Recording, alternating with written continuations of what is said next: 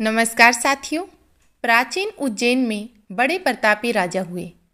राजा भर्तृहरि अपनी तीसरी पत्नी पिंगला पर मोहित थे और वे उस पर अत्यधिक विश्वास करते थे।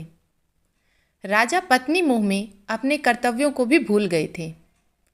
उस समय उज्जैन में एक तपस्वी गुरु गोरखनाथ का आगमन हुआ। गोरखनाथ राजा के दरबार में पहुँचे। भर्तृहरि ने गोरखनाथ का उचित आदर सत्कार किया। इससे तपस्वी गुरु अति प्रसन्न हुए।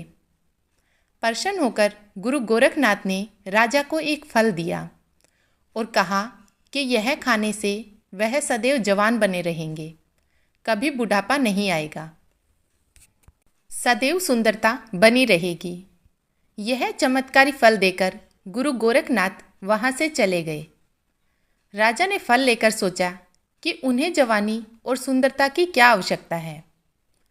चूंकि राजा अपनी तीसरी पत्नी पर अत्यधिक मोहित थे, अतः उन्होंने सोचा कि यदि यह फल पिंगला खा लेगी तो वह सदैव सुंदर और जवान बनी रहेगी। यह सोचकर राजा ने पिंगला को वह फल दे दिया।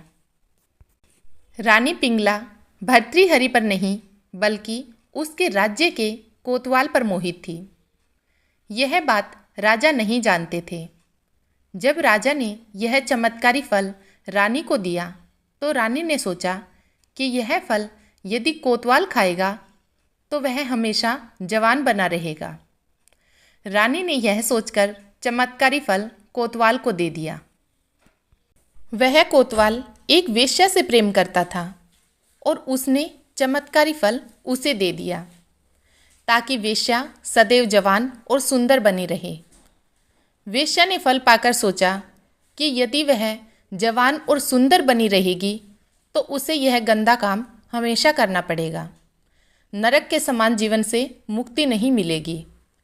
इस फल की सबसे ज़्यादा ज़रूरत हमारे राजा को है। राजा हमेशा जवान रहेंगे तो लंबे समय तक प्रजा को सभी सुख सुविधाएं देते रहेंगे। यह सोचकर उसने यह चमत्कारी फल राजा को दे दिया। राजा वह फल देखकर हतप्रभ रह गए। राजा ने वेश्या से पूछा कि यह फल उसे कहाँ से प्राप्त हुआ। वेश्या ने बताया कि यह फल उसे कोतवाल ने दिया है। भर्तृहरि ने तुरंत कोतवाल को बुलवा लिया। सख्ती से पूछने पर कोतवाल ने बताया कि यह फल उसे रानी पिंगला ने दिया है।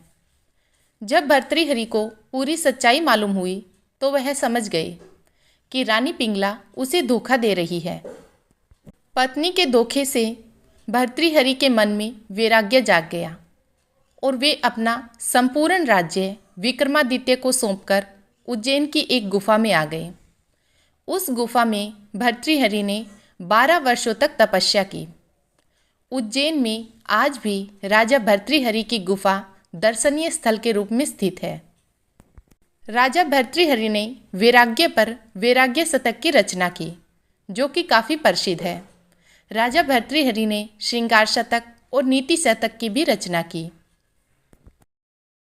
एक अन्य कहानी बिल्कुल इसके विपरीत है जिसमें रानी पिंगला पति से बेहद प्रेम करती हैं। कहानी में राजा भर्तृहरि एक बार शिकार खेलने गए थे। उन्होंने वहां देखा कि एक पत्नी ने अपने मृत पति की चिता में कूदकर अपने प्राण त्याग दिए।